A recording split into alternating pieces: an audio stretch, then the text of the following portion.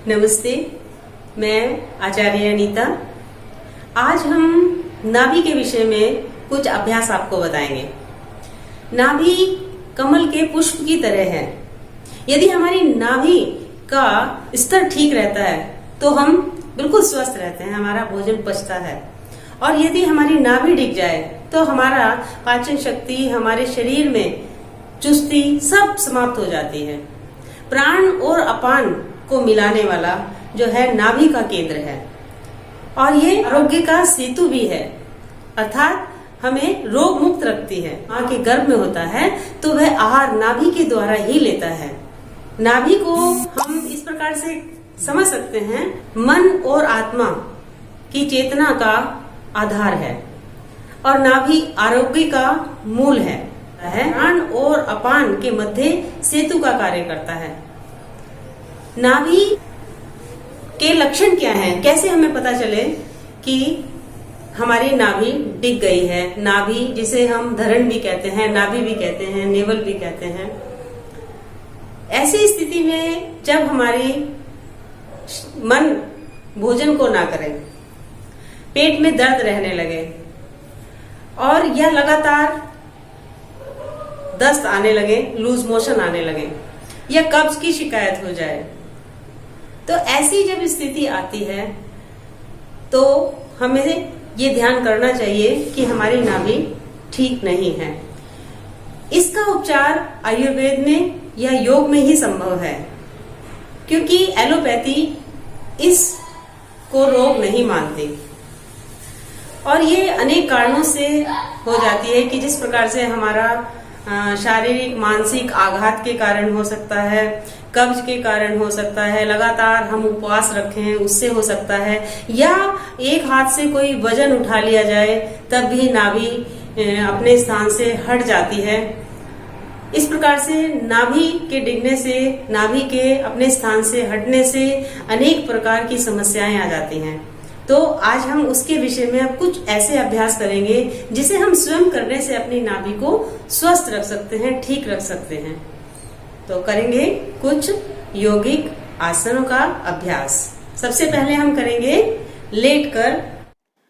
अपने स्थान पर लेट जाएंगे, दोनों पैर सीधे, दोनों पैरों को मोड़ेंगे और अपने कूल्हे के पास लाते हुए दोनों हाथ साइड में। अब दोनों हाथों को लॉक करते हुए अपने गर्दन के नीचे टिका देंगे और दाईं ओर दोनों पैरों को अपने पैर के पंजे से अपने घुटने को लगाते हुए जिस ओर पैर हमारे मुड़ेंगे दूसरी ओर हमें अपनी गर्दन को घुमाना है। दोनों पांव सीधे कर लेंगे। इस अभ्यास को हम 3 से 5 बार करें। अब उत्तान पाद आसन के लिए श्वास भरते हुए दोनों पैर 30 डिग्री पर लाएंगे और यथासंभव रुकने का प्रयास करेंगे। प्रयास में अधिकता नहीं करनी है, यथा सामर्थ्य। दोनों हाथ ढीले, दोनों पैर ढीले, 2-3 श्वास भरें और पुनः इसी अभ्यास को हम उत्तान पादासन को 3 से 5 बार करें। अब करेंगे हम हस्त पाद नासा स्पर्श आसन। दोनों हाथ के सहयोग से पैर को पकड़ते हुए नाक को स्पर्श करना, पहले दाएं पैर से फिर बाएं पैर से। इसी क्रिया को दोहराएंगे।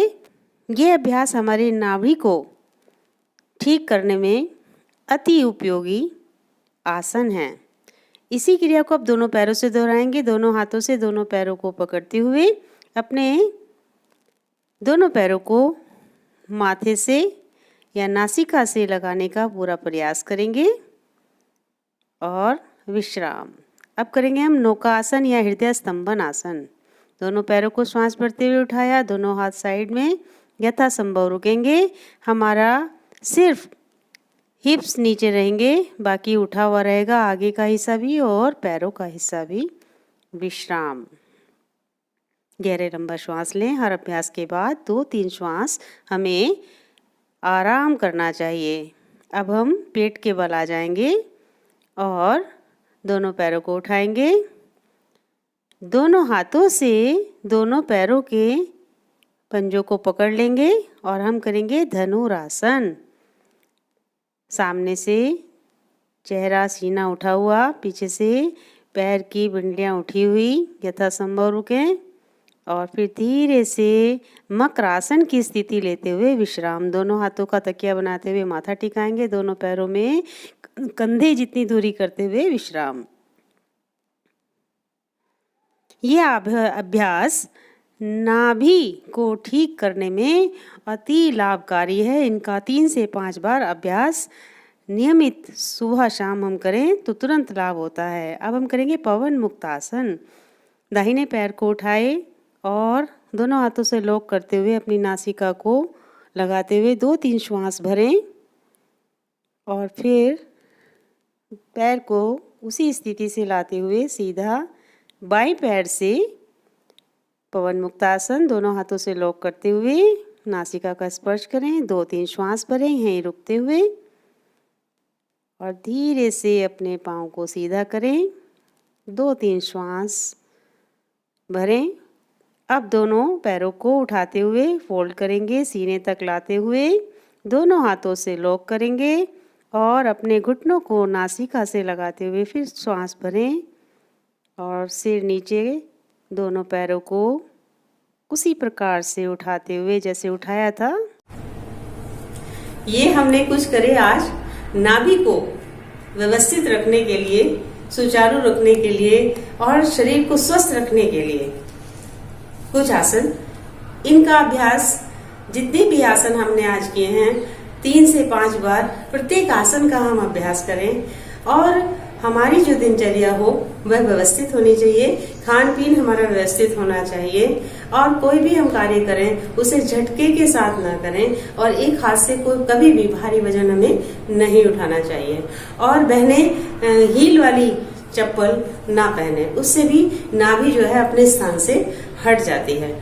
तो नाभि हमारे शरीर का मूल आधार है और यदि वह स्वस्थ है तो हमारी जठराग्नि सही कार्य करेगी, हमारा पाचन शक्ति सही कार्य करेगी और हम स्वस्थ रह सकते हैं।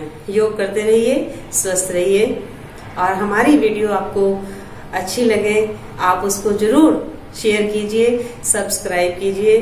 धन्यवाद।